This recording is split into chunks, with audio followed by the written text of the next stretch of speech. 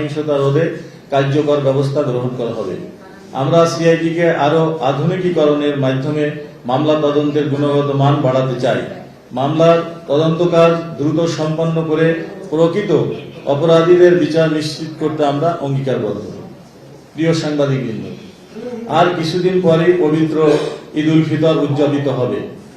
ঈদের সড়ক, মহাসড়ক, নৌ ও রেলপথে ঘরমুখো মানুষের নিরাপদ যাতায়াত এবং নিরাপত্তা নিশ্চিত করার লক্ষ্যে আমরা ইতিমধ্যে ব্যবস্থা গ্রহণ করেছি। মহাসড়কে ডাকাতি, চাঁদাবাজি, ছিনতাই, দস্যুতা হতে দেওয়া হবে না। মহাসড়কে ডাকাতি রোধে হাইওয়ে পুলিশের পাশাপাশি জেলা পুলিশকে দায়িত্ব পালনের নির্দেশ দেওয়া হয়েছে। র্যাবও মহাসড়কে দায়িত্ব পালন করছে। দেশের প্রধান প্রধান মার্কেটে নিরাপত্তা জোরদার করা হয়েছে। চুরি, ছিনতাই রোধে কার্যকর ব্যবস্থা গ্রহণ করা হয়েছে। প্রিয় সাংবাদিকবৃন্দ, ঈদকে সামনে রেখে পোশাক শিল্পের শ্রমিক কর্মচারীদের বেতন ভাতা নিয়ে প্রায় এক ধরনের অসন্তোষ তৈরি হয়, যা আইন শৃঙ্খলার ক্ষেত্রে বিরূপ প্রভাব ফেলে। আসন্ন ঈদে শ্রমিক কর্মচারীদের বেতন ভাতা নিয়ে অসন্তোষ তৈরির আশঙ্কা রয়েছে।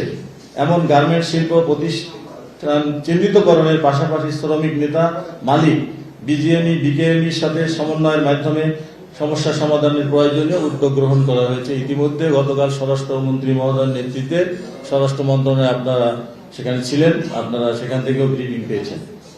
এছাড়া উগ্র মৌলবাদীদের উত্থান রোধে আমাদের সজাগ ও নজরদারি বজায় থাকবে। প্রিয় সাংবাদিক ভাইয়েরা, আমরা বিশ্বাস করি জনগণ রাষ্ট্রের মূল শক্তি। তাই আমরা সবসময় জনগণের পাশে থেকে তাদেরকে সর্বোচ্চ সেবা প্রদানে বদ্ধপরিকর। আপনাদের সুচিন্তিত মতামত, পরামর্শকে অগ্রাধিকার দিয়ে একটি দক্ষ, জনবান্ধব, প্রযুক্তি নির্ভর, জবাবদিহিমূলক পুলিশ গঠনে ব্যবস্থা গ্রহণ করা ইতিমধ্যে হয়েছে। আমরা বিশ্বাস করি পারস্পরিক সৌহার্দ্য, সম্প্রীতি, ভ্রাতৃত্ববোধ উজ্জীবিত হয়ে আমরা সকলে একযোগে কাজ করে বাংলাদেশকে উন্নয়ন, সমৃদ্ধির পথে এগিয়ে নিয়ে যেতে সক্ষম হব।